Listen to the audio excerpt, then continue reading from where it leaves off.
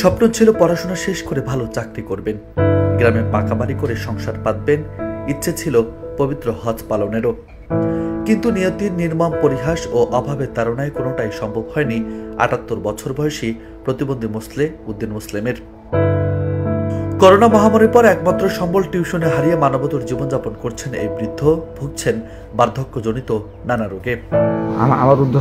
আমার উদ্দেশ্য ছিল আমি লেখাপড়া শেষ করার পর একটা চাকরি করব, তারপর বাসা বাড়ি করবো, বিয়ে করব এবং একবার হজ সমাপন করব, কিন্তু আজকে আমার সফল হয়নি। Now I have been passing very hard days. 2 years back I had fallen down on the ground and I was severely injured. Now I can't walk properly. Uddin মুসলেমের বাড়ি ময়মনসিংহের গৌরীপুর উপজেলার বেকারকান্দা গ্রামে। ইংরেজি শিক্ষক ও পত্রিকা প্রেমী মানুষ হিসেবে তিনি বেশ পরিচিত। তার সংগ্রহশালায় রয়েছে 60 বছরের পত্রিকা, কিন্তু আলমারি না থাকে নষ্টের পথে পত্রিকাগুলো। 1978 সালে উদ্দিন মুসলেম এইচএসসি পাশের পর চাকরির চেষ্টা করে ব্যর্থ হন। 80 দশকে জমি বিক্রি করে বিদেশ গিয়ে ভালো কিছু করার আশা ছিল তার, কিন্তু প্রতারকের খপ্পরে পড়ে বিদেশ গমনের টাকাও খোয়ান তিনি। নানা ঘাত প্রতিঘাত পেরিয়ে 1993 সালে গৌরীপুর সরকারি কলেজ থেকে স্নাতক ডিগ্রি অর্জন করেন তিনি। এরপর টিউশনি ও শিক্ষা প্রতিষ্ঠানে ইংরেজি বিষয়ে খণ্ডকালীন শিক্ষকতা করে দিন চলছিল মুসলেমের। মুসলেমের সাথে পরিচয় হয়েছিল আমার 30 বছর আগে।